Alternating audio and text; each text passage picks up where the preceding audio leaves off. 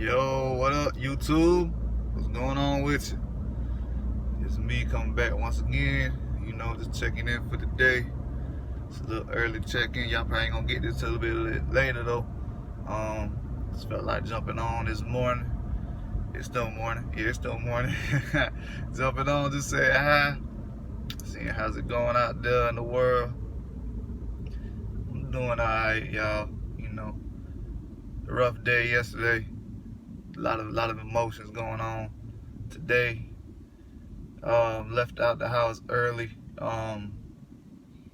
Sometimes I just need to get out of the house. It's hard being there all by myself, so it's good to get out sometimes and force yourself out. And it's funny because I really am the type of person who would rather just be at home. Like, sometimes it's really hard for me to get out of the house, right? So then there's that thing where, like, if I start feeling sad, I just want to curl up and just stay inside the house, But I was reading some stuff earlier, not today, but just earlier, and I've been reading a lot of these books on emotional maturity and stuff, because that's something I lack. So I've been reading a lot on that and trying to get a lot better in that aspect of my life, and just be more emotionally mature for myself, but also for anybody else who comes in my life, because it's not fair to them that I act this way either. So anyway, I was reading that, like, when we get depressed or we get sad, or like through heartache or like breakups or whatever, the best thing to do is actually to reach out, even though we don't want to reach out. Like, the person we want to reach out to is the person that doesn't want to talk to us, right? So we don't even want to talk to anyone else, and we feel like we're a failure and stuff like that. But actually, the very best thing to do is to seek and talk to other people. And it's crazy, like I vibed with that so much. I understood that so much, because when I feel heartache, like even yesterday, I didn't want to go anywhere yesterday, but I had to force myself to get out of the house. And just like today, like I didn't really want to go. I had to force myself to get out. My friends are still here, so I'm gonna meet them up for lunch before they leave. But this is like me forcing myself to get out of the house. You know what I'm saying? That was a good excuse for me to get out. I could use that for sure.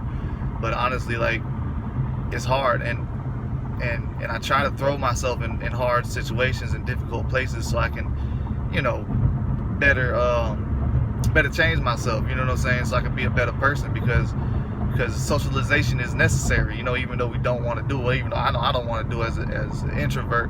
I don't want to socialize. Like, forget y'all. But socialization is actually very important for us as human beings. We need contact, and we need other people in our lives. As much as we think we are self-sufficient, we're not. And it's very important that we create new connections with people that are unfamiliar with us, right? They're unfamiliar to us. Like the person, she was unfamiliar to me. She comes from a different background. I like making those connections with people who are unfamiliar. It sucks that sometimes it's too unfamiliar and we can't find a common ground and stick there. And a lot of that has to do with me and my own faults. I found myself doing the same thing I've done before with people, where I'm okay with a certain situation, but then when it looks like things are derailing, then I want to just start throwing everything out there and be like, no, I don't like that situation anymore. I want to, like, be fully legit and stuff like that, and there's a lot of stuff that I throw into the mix that isn't well.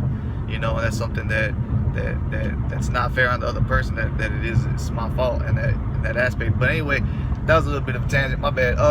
But better what I say, it's good to make connections with people that we're unfamiliar with, right? It's good to make connections with people that aren't from our circles. It really is. Different perspectives on lives is what's needed, right? I think that's why it's so important, especially in the field I'm in. I'm in science, right? I come from like, you think most science is like old white dudes, you know what I'm saying? They come from a certain background. They were rich, pompous people, you know what I'm saying? Well, I come from a very poor background, and I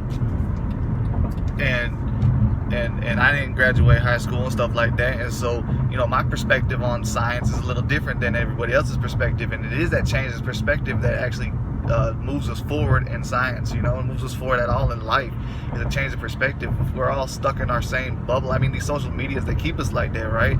They keep feeding us the same stuff that we're used to looking at based on our algorithm of what we click. That way we never see it outside perspective, so we're stuck in our own echo chambers. And it's not okay to be stuck in your echo chamber, man. It's great hearing other people's opinions and the way they view life, because it might actually change yours. I know every person I talk to that's not from my walk of life, I adapt to the things they say. Well, not sometimes adapt to the things they say, but I adopt a lot of the things that they say, because a lot of it makes a lot of sense. It's just stuff that I've never even heard of or thought of, because it wasn't something that was ever put to me, because it's outside of the realm of my surroundings, right?